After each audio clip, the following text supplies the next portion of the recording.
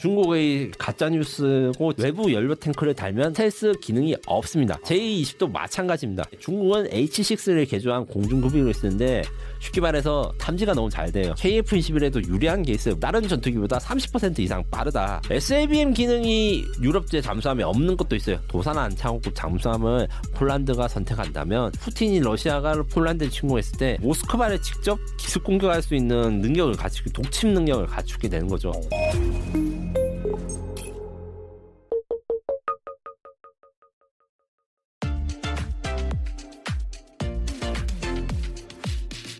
그리고 최근 외신 보도에 따르면은 중국의 5세대 전투기인 J-20이 이 대한해협 봉수로를 비행했지만은 한국과 일본이 이를 제대로 포착하지 못한 것으로 알려져서 논란이 일었습니다.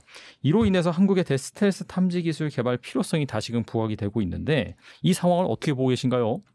저는 중국의 가짜뉴스고 지금은 불가능하다고 생각합니다. 왜 그러냐면 지금 이제 김대영 위원님도 옛날에 보도한 적이 있는데 J-20 전투기가 중국 안우이성 우완리 그러니까 한국과 가까운 기지에 있어서 이게 이야기가 좀 된 적이 있었는데 네. 가깝다고 해도 지금 SCMP 그러니까 사우스 차이나 모닝포스트가 공개한 J-20의 비행 경로는 뭐 대만도 갔다가 대한해협 그 통과해가지고 한국과 일본 사이 통과했는데 아무도 몰랐다.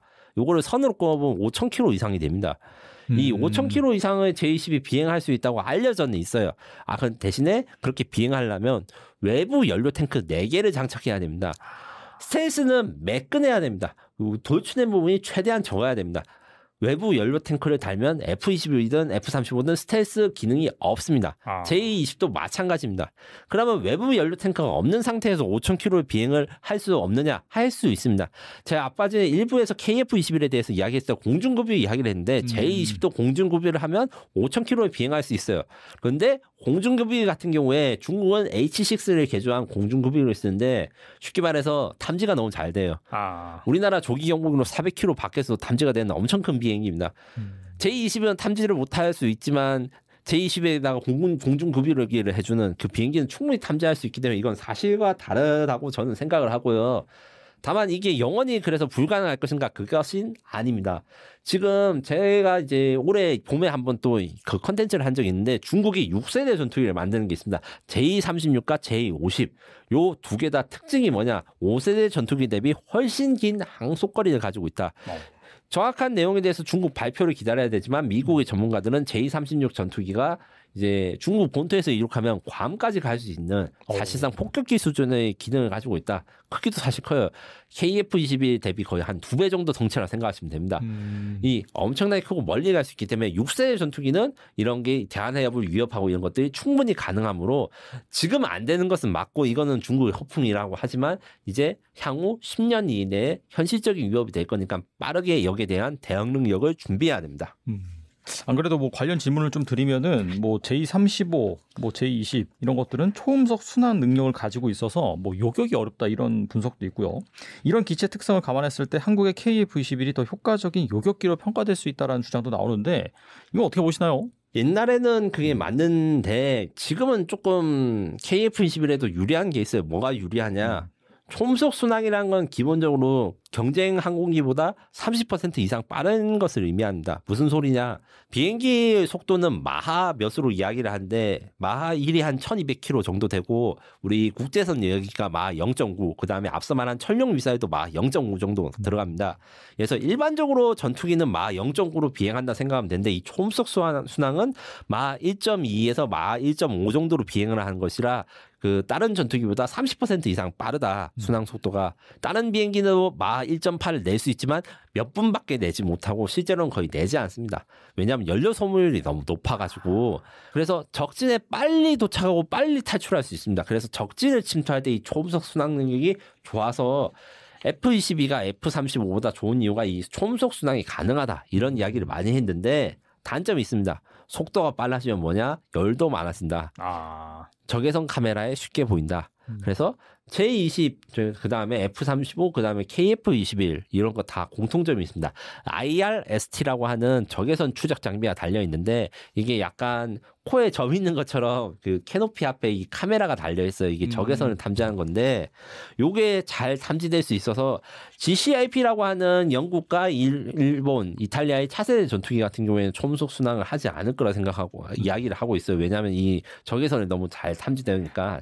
그래서 초음속 순항 같은 경우에는 장점도 있지만 단점이 있기 때문에 특히 KF-21을 IRST로 탐지되기 때문에 J-20이나 J-35도 초음속 순항을 쓸까? 저는 잘 안 쓸 것이라고 봅니다.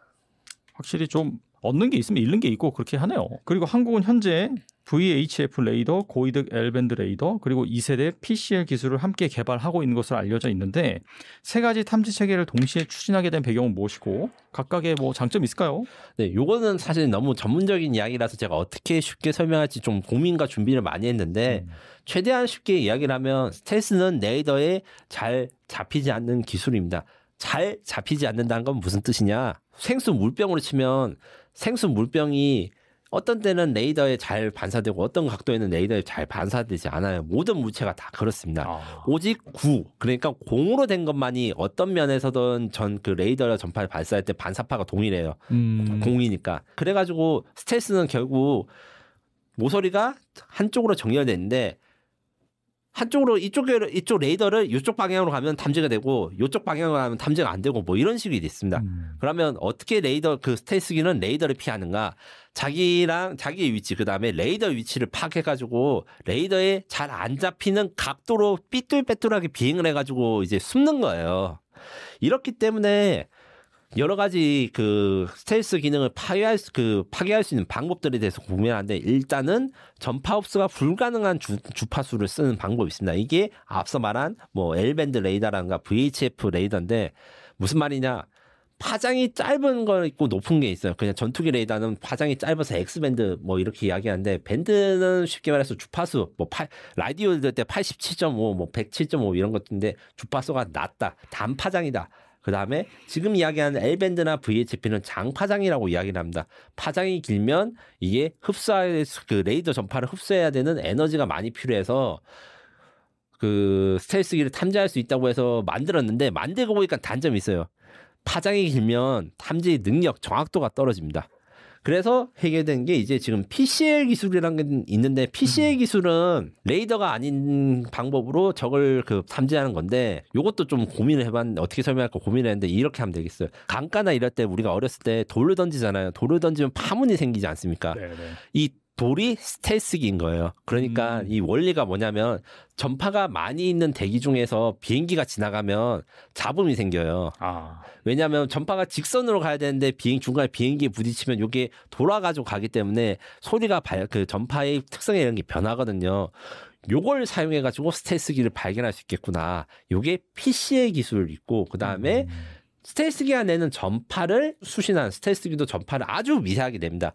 그래서 엄청나게 미세한 전파를 수신할 수 있으면 스텔스기도 탐지할 수 있겠다. 이런 게 있는데 이것도 세계에서 제일 잘 만드는 나라가 있습니다. 미국입니다. 스텔스기를 만들어 봤으니까 탐지하는 기술도 제일 좋죠. 그렇겠네요, 진짜. 요 같은 경우에도 좀 연구를 해가지고 하는데 문제는 이것들이 다 미국들이 사용하지 않고 있고 미국이 연구 중인 걸로 제가 추정되고 있는 거는 그 바이스태틱 레이더라고 했는데 이것도 이제 영어로 많이 그 문자를 많이 했으니까 어려운 건데 어려운 게 아닙니다. 레이더는 왔다 갔다 합니다. 레이더 전파를 쏘고 부딪히는 걸 반사파를 수신해가지고 여기 저기 있구나 알아차리는 건데 수신기랑 송신기가 따로 있는 게 있습니다. 이렇게 되면 아까 전에 레이더는 어떻게 보면 스텔스기는 어떤 각도에서는 레이더에 잡히고 어떤 각도에서는 레이더에 잘 안 잡힌다 이렇게 있는데 수신기와 송신기가 따로 있으면 이렇게 대응이 어려워가지고 요것들에 대한 연구가 많이 미국에서는 이루어지고 있습니다. 그러면 스텔스기가 이제 곧 무용지물이네요? 아닙니다. 이런 장비들의 경우에는 가장 큰 단점이 있는데 지금 연구되고 있는 것들 중 대부분은 자기 위치를 노출해요. 그래서 스텔스기를 탐지하는 레이더가 만들어져도 스텔스기는 그걸 피할 수 있어요. 그 근처로 안 가면 되거든요. 예. 그래서 핵심은 스텔스기에 잡히지 않는데 자기는 스텔스를 볼 수 있는 요기 기술이 정말 어려운 기술이라서 당분간 이 스텔스기는 중요해질 것이고 다만 우리도 이런 연구들을 여러 가지 하는데 요거 외에도 양자 기술, 광자 기술을 활용한 레이더들이 있습니다. 양자 컴퓨터 요새 핫하잖아요. 엄청 핫하죠. 네. 양자 컴퓨터랑 원리는 다른데 양자 검출기라든가 이런 양자 역할 원리를 이용한 레이더를 양자 레이더라고 해요. 사실 정확한 원리는 저도 잘 몰라요. 너무 어렵더라고요. 요거는 이제 저도 설명하는 걸 포기했지만 네. 이런 양자 기술과 광자 기술을 사용한 것도 국방과학연구소에서 스텔스기 탐지를 위한 기술로 연구되고 있다고 합니다. 야, 이런 것들이 정말 구현이 된다면은 이 방산업계 어떻게 본다면 구체적으로 말씀드리면 이 스텔스기 산업에 뭔가 엄청난 파장을 일으킬 수도 있겠네요, 진짜. 네, 와. 그렇습니다. 근데 저는 어떻게 생각하냐면 결국에는 스텔스기 탐지하는 건 어떻게든 만들 수 있지만 내가 탐지하고 있는 거를 안 들켜야지 스텔스기가 도망을 못 가고 탐지되고 격추되거든요. 모기를 잡을 때 서로 볼 수 있다. 예, 모기채 드는 걸 모기가 알면 도망가서 우리가 못 잡습니다. 그거랑 똑같은 원리예요. 정말 이 창과의 방패 계속해서 어떻게 발전되는지 살펴볼 필요가 있을 것 같고요. 또 최근 우리 정부가 8조 규모의 폴란드 잠수함 현대화 사업을 수주하기 위해 대통령 특사단을 보낸 것으로 알려졌습니다. 최근 방위비 증액을 내세우는 EU 국가들의 유럽산 무기 구매 우선 계획으로 한국이 발목을 잡히자 특사단을 꾸렸다라고 하는 후문인데 폴란드가 유럽 국가들과의 압박을 뚫고 우리와 계약을 체결할 수 있을까요? 일단 어려운 점부터 먼저 말씀드리겠습니다. 사실 어려운 점이 적잖이 있습니다. 기본적으로 프랑스, 독일 눈치를 폴란드가 볼 수밖에 없고 프랑스 마크롱 대통령은 대놓고 EU 회의에서 미국산이나 한국산 무기 사지 말고 유럽산 무기 사라고 막 이렇게 연설도 해요.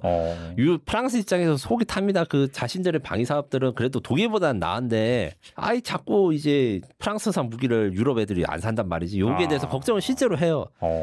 다만 프랑스가 요구를 해서 무조건 유럽 국가들이 사는 건 아니지만 실제로 성사된 사례들이 있습니다.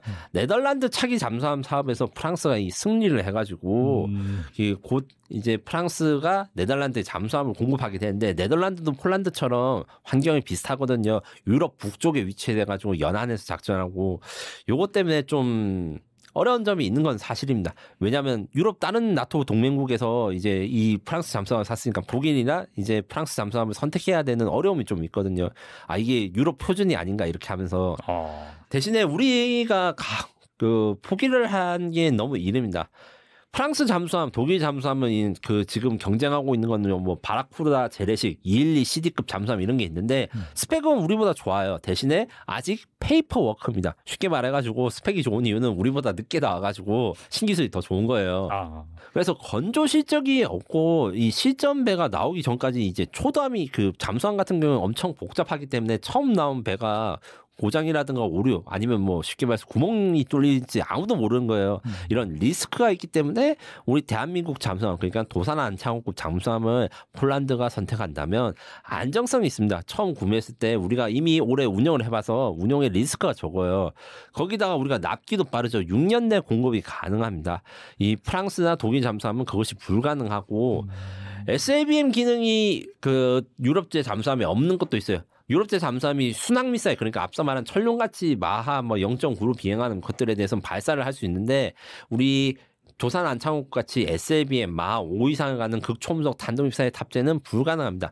폴란드가 만약에 이제 SLBM에 대한 기술을 요구하면 우리는 CTM-290이라는 탄도미사일을 이미 한화해서 폴란드에 이제 공급하고 있기 때문에 그거 기반으로 이제 제공해 줄 수 있고 폴란드가 그걸 가지게 된다면 유사시 그러니까 푸틴이 러시아가 폴란드를 침공했을 때 모스크바를 직접 기습 공격할 수 있는 능력을 갖추고 독침 능력을 갖추게 되는 거죠.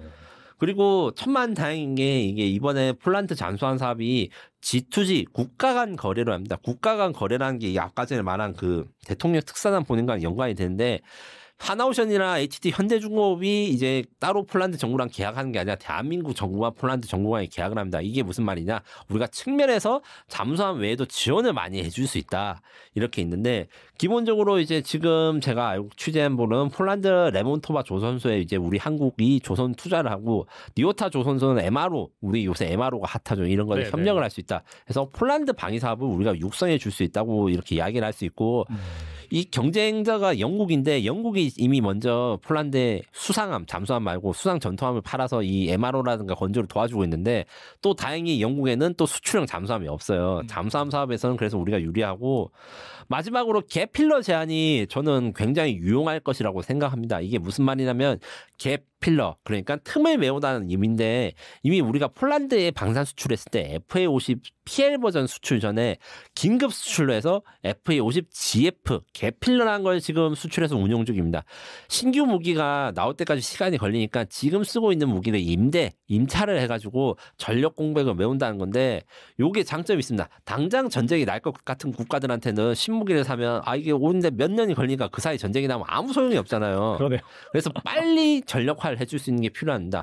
현재 폴란드 해군에 잠수함이 있긴 있어요. 이게 킬로급 잠수함이라 해서 구소련제 잠수함인데 이게 굉장히 노후화됐습니다. 그래서 우리는 장보고 1 그러니까 지금 우리가 최초로 구매한 이 209급 잠수함을 성능 개량에 성공을 했거든요. 그래서 잠항 시간이 엄청 길지는 않은데 이 소나 그다음 무장은 굉장히 좀 개선을 했습니다. 요것을 우리가 폴란드 해군에 임대를 해서 우리 장보고 3가 완성해서 인도되기 전까지 폴란드 해군이 임시로 그 잠수함 그 승조원도 유지시키고 그다음에 안전하게 운항을 하고 왜냐하면 아까 제가 구소련제 잠수함 너무 썩었다 했잖아요. 잠수함이 배는 썩으면 그냥 살기 불편한데 잠수함이 썩으면 그 터질 수도 있어요. 오, 위험하겠네요. 위험하죠. 이제 네. 잠수함이니까.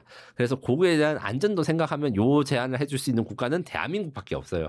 그래서 저는 상당히 폴란드에 대해서 좀 기대를 걸어볼 만하다. 물론 이제 작년에 좀 힘들었고 캐나다랑 사우디 잠수함도 독일과 프랑스의 공격이 장난이 아닙니다. 얘들이 실용화가 안 돼 있으니까 약속들을 더 많이 공수표를 내비치는 경향이 있어요.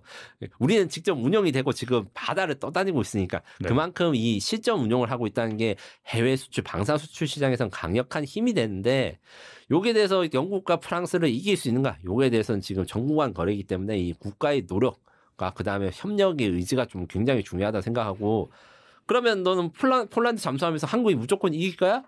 너 돈을 걸 수 있어? 돈을 뭐 전 재산은 걸 수는 없지만 진짜 솔직하게 말씀드리면 저는 굉장히 노력을 하면 될 수 있다. 그래서 응원을 할 수 있다. 이 정도로 말씀드릴 수 있는 상황입니다.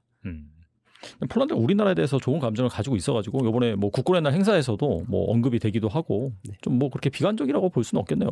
다만 이제 폴란드도 이제 어떤 게 있냐면 아직까지는 독일이나 프랑스 같은 유럽산 무기 선호 경향이 있어요.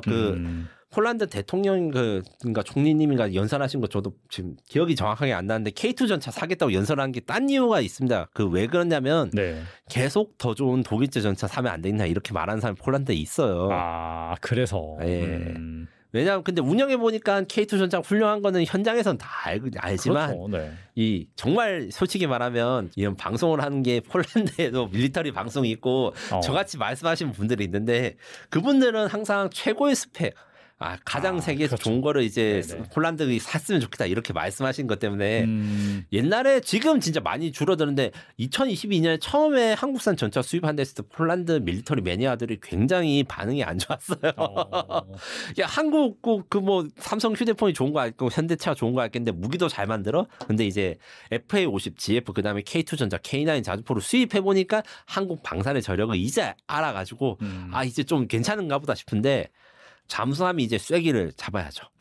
네. 잠수함 수주 가능성 뭐 여러분들도 어느 정도 좀 기대하시고 너무 비관적으로 보시지 않았으면 좋겠다는 생각이 들고요. 오늘 나와주셔서 좋은 말씀 많이 해주셨는데 끝으로 이 영상을 보고 계신 분들 위해서 한 말씀만 부탁드립니다. 네. 저는 사실 기본적으로 이제 스스로를 국뽕 유튜버라고 생각을 하고 있어요. 왜냐하면 저는 대한민국이 자랑스럽고 그다음에 K 방산의 자랑서도 제가 책도 내지 않았습니까? 맞아요. 네.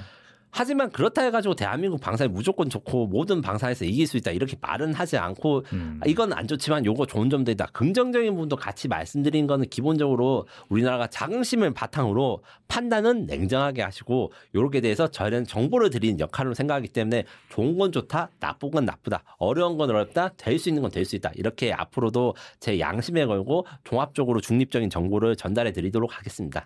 네, 항상 말씀하실 때 보면은 장점 말씀해 주시고 또 단점도 말씀해 주시기 때문에 여러분들이 뭐 투자를 하시거나 아니면 순수하게 그냥 이 방산 쪽에 관심을 갖고 계시다 분들 같은 경우에는 이 두 가지 또 내용을 잘 들어보시고 객관적으로 판단하시면 좋을 것 같습니다. 네, 김민석 특파원님 지금까지 나와주셔서 감사합니다. 감사합니다.